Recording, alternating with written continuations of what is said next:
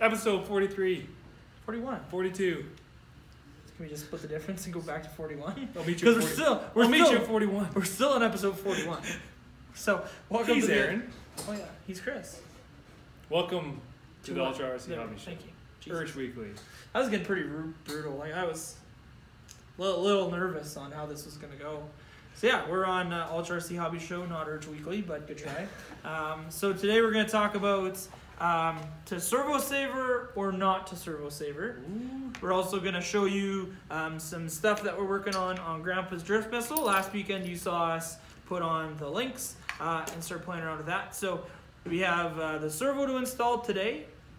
So this new JX5212 high voltage metal gear servo, a full aluminum case from the old SF20W, the old HPI plastic geared hunk of machinery. Hunk of not very good stuff. Yeah, hunk of machinery. So we're gonna do that, and we're also gonna talk about some of the mods we have to do to get it to fit.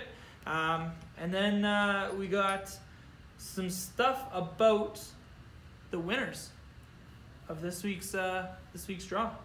So we're gonna talk about that. We're gonna talk about Chris and how he wrecks stuff. I wreck stuff. It's hard on equipment. Wreck-It Deebs. I thought that movie was Wreck-It Ralph. Oh. So we're gonna now call him Chris Ralph Diebert. Oh no, come on now. I don't even know your middle name. It's Danger. Heavy on the dangerous side. Danger Deebs. Danger Deebs. Good old double D. Can't go wrong with the good old Danger Deebs. So anyway, let's just get right into it because this is not being productive at all. No. So Chris went out bashing this weekend. Yeah, I did. And it didn't really end well for the old new DR. I went out with my buddy Dustin, who actually snapped his whole chassis in half on his Revo. So, I mean, I came out pretty good. True. His bill wasn't even that bad. He was just here today, and it was like an $80 bill. Oh, he said chassis he had and bulkheads. so yeah, he did pretty darn good. No, that's pretty good. So, so I actually installed the RPM upper control arms on the UDR, but I managed to break one already. So, as you can see here, control arm is no longer one piece. And neither is the pin. And the pin is also in two pieces. So this should be one piece. Yes. Solid one piece should look like something like that. So just one nice long pin. Not two pieces. And the arm realistically shouldn't be two pieces either. No. But now is a great time to talk about why you switch to RPM products. Lifetime warranty. Yep. So RPM does offer a lifetime warranty on all their products. You just have to fill out the form on the RPM website and send it back to them. And as long as they feel that it's something that wasn't a user error, like you didn't jump it off the roof of your house or anything crazy like that, they'll warranty it out for free and send you some new parts. So you gotta pay for shipping? I do believe you have to pay for shipping there, but they might pay for shipping back. I'll just buy a brand new set right from the store then. Yeah, we do have some in stock still. So that was my always thing. That's a bonus for RPM. If you have like a bunch of stuff, then it's definitely worth it. So maybe save up all your broken RPM parts and then send them in. Agreed. Yeah. Agreed. So that was our story for today. It wasn't really all that fun, but not for the RPM parts anyway. Definitely broken. But anyway, let's get the broken out of here. And let's talk about more broken stuff. So the other day we were drifting with the old HPI RS4 Sport 3. And we noticed the servo was doing the old turn and then stop and go because the gears inside the plastic servo. Those plastic gears, eh? Yep, they were no more. So that's no good. So instead, we got a better servo. So we got a full aluminum case, metal gear, HV 5212 MG from JX Servos. So today we're going to talk about the importance or why you want to or don't want to run a Servo Saver. So this is the standard Servo Saver that came on the car. Which is actually a pretty nice little looking unit. Yeah, it's not bad. It actually has an adjuster on the spring, so you can set the tension to something stiffer, so it has less movement in the Servo Saver. Or you can run it looser if you're going to run a plastic gear servo, kind of like what the stock one is. And obviously, it didn't help that much. Or we had it turned up a little bit too tight because it stripped out the gears. Yeah, someone may have hit something. That was me. It's kinda, I'll own it. I'll own it. But so the difference now between to Servo Saver or not to Servo Saver is I didn't put this on, but it's too tight now. I need a 1.5, please. Working on it. Okay, so the advantages, we might as well talk about the steel one while it's on. So the advantage on a steel servo is you're going to have more precision in the steering. That's aluminum. Well, steel aluminum doesn't matter. Something with a solid horn.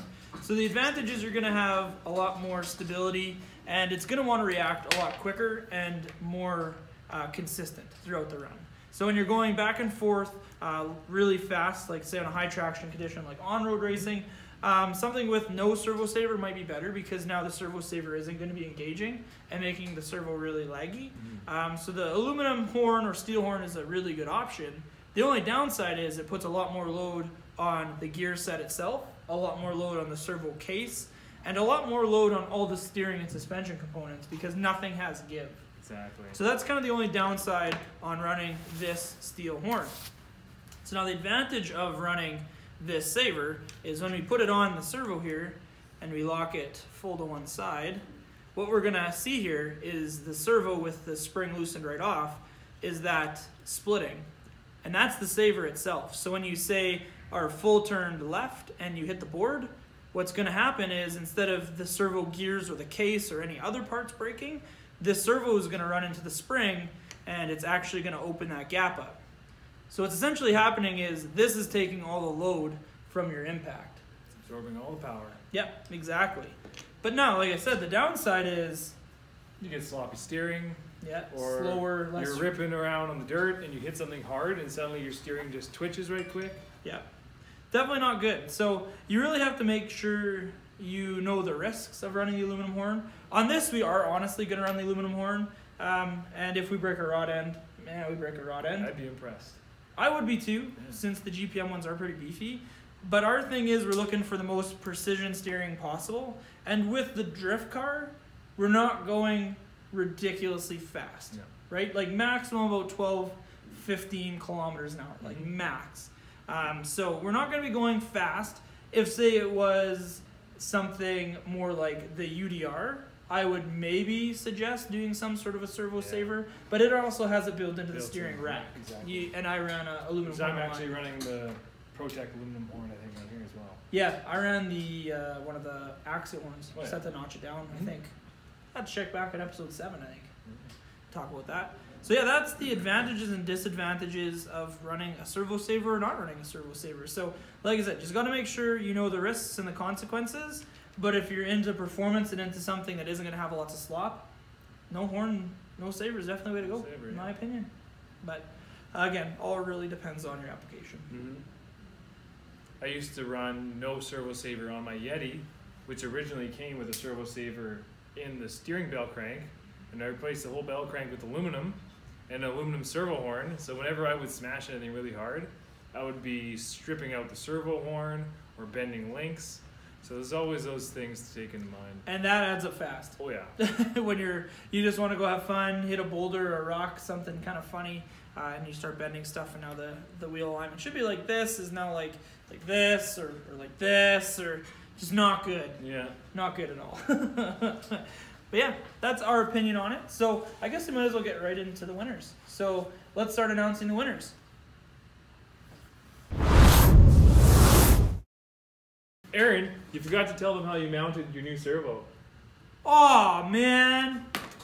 Well, just fire me from the show. Yeah, so timeout, I guess. We got to go back a couple steps. So we'll announce the winners after this, I swear. But let's talk about the servo. So one thing that we did have to do that was a little bit different from the standard servo is with this being a full-size servo, the wire leads came back out of this box a little bit farther. So now that we went to a shorty servo, so as you can see the size difference, and if we go like this, you can see that the wires don't exit the case at the same side just because this one's shorter.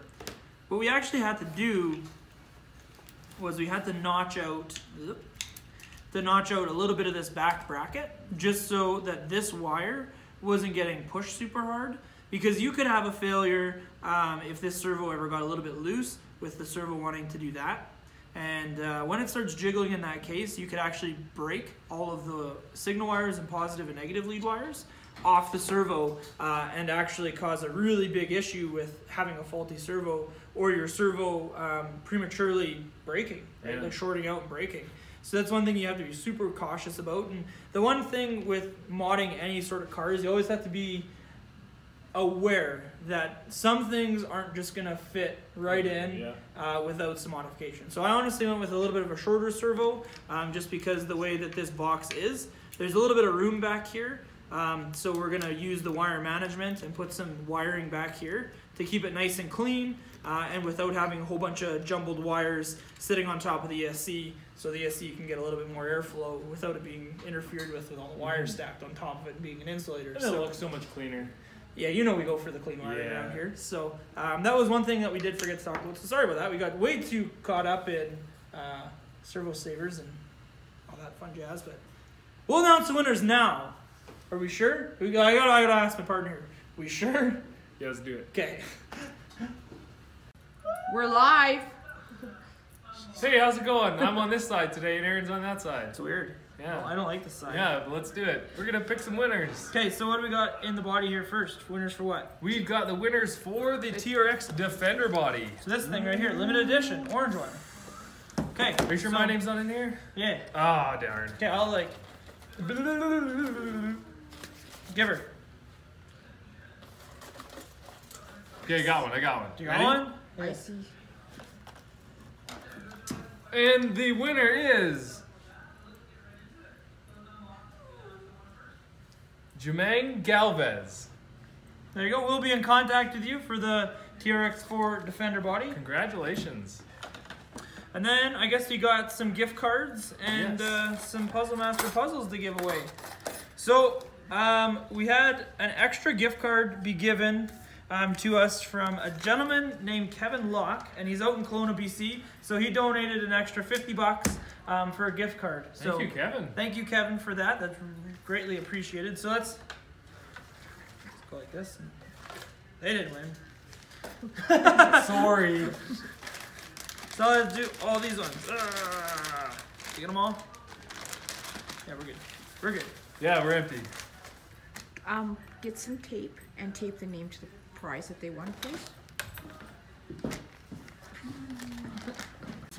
No, you don't get nothing. Oh. Okay, so we'll do the 3 gift cards first. Okay. So we'll do the grand prize one, the $50 one from Kevin. So thanks again, Kevin. Thank you. Okay, you pick. I'll pick. You pick it. Ooh, no, let me get this one. Yeah, That this one That's feels the good, one? yeah. Okay. Who's the winner? Shailene Furr. That's Shaylin Fair Shailene Furr. from YouTube. From YouTube. Yeah, you're the YouTube comment. So you have a $50 gift card. Ooh, right We'll be in on. contact with her. So I'm gonna just go and tape this. Okay. Okay, now we got 2 $25 gift cards. Pick that one. Cameron Penner. You're the winner of Nice. one Congratulations, $25 Cameron. Ultra RC Hobbies gift card. We need ID too. No, just kidding. Okay, there you go, Deaver. Oh, yeah. Let's use this one. Brian Huntington. Man, he always wins a gift card. What a winner. Not a cheater. I always knew that guy was a winner. Cheating. He's cheating. Okay, so Brian Huntington is the winner of one $25. How does he RC cheat Hobbies to gift card. this? I don't know. You tell me. I guess I don't need to hold it as high for you, do I? No. Douglas G. Warner. You won the mosquito. I was gonna call it the mosquito, but didn't think that was cool. So thank you, Puzzle Master, for donating all the prizes from here on in. So Gary Gibber Deebert, I'm all moving around and stuff. Jason Kislick. You won the Annihilator. Ooh.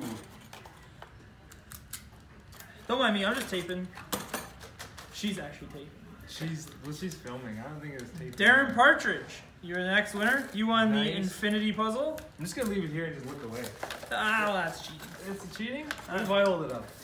This is a small one. Who's that? Kevin J. Anthony. Which one? Ooh, give him. Give him something hard. He's smart. He sounds like the Jester. How about the Silent Oh, E? Silent E. There we That's go. an 8. Kevin, That's you an won. 8. That's You won a that's number tricky 8. one, yeah. Good luck. Okay. Let's see who this is. Luna Sparkle Racing on YouTube. Ooh. You won the Fantastic Five. Oh, that's a tricky one too. That's a 9. What happened to the Fantastic Four? They got an extra one. They got an extra. Dirk Stonehouse. You won Iron Maiden. Chris, not that. Oh. Rock and roll. Heavy Metal Hustle. Okay. Next.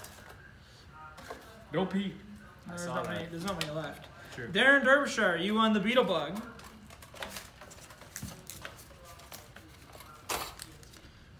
Dustin Mitz gets the Jester. He's the Jester. He's the funny one of the bunch.